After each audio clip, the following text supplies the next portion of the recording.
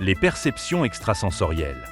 Les canaux de perception, le corps éthérique, les 5 sens, les exercices, les perceptions sensorielles et extrasensorielles. À l'image de ton corps physique qui existe de manière incarnée, tu possèdes différents corps subtils, qui eux aussi ont une existence physique vérifiable.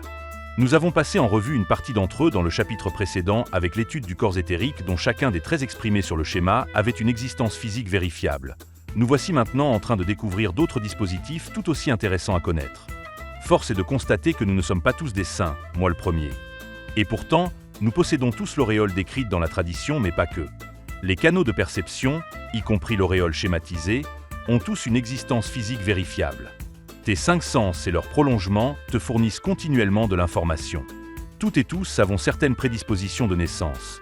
Celui ou celle qui est très observateur aura forcément des prédispositions en matière de clairvoyance. Celui ou celle qui est plutôt tactile aura des prédispositions au clair ressenti. Celui ou celle qui entend tout aura forcément des facilités en termes de clairaudience. Celui ou celle qui en cuisine sait détecter le moindre ingrédient aura évidemment des facilités en matière de clair-saveur, et celui ou celle qui dans la vie de tous les jours sent et sait reconnaître la moindre odeur sera forcément doué en matière de clair-olfaction. Même s'il nous est facile de détecter qui a quelle prédisposition particulière, en les mesurant, nous constatons dans chacun de nos stages que tous nous ramènent de l'information par leurs 5 sens, dans chacun des exercices qui leur sont proposés.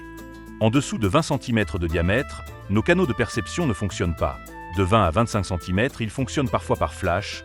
Au-delà de 25 cm, ils sont actifs en permanence.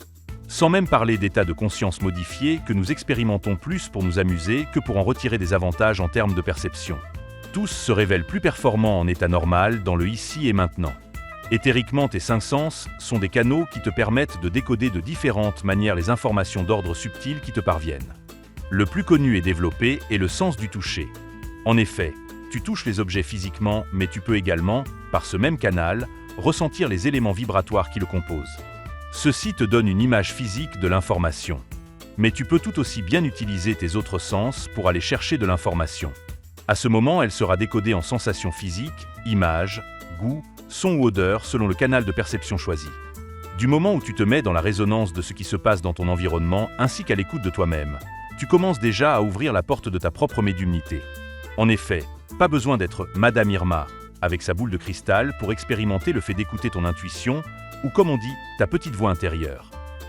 Les outils. Certains outils peuvent être utilisés afin de servir de support à ton intuition.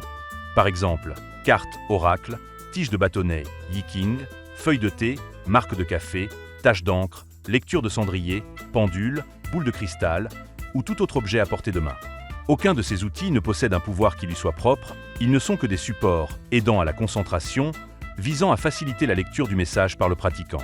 C'est l'interprétation du message que l'on tire de l'outil qui lui donne véritablement un sens. Tout est dans tout.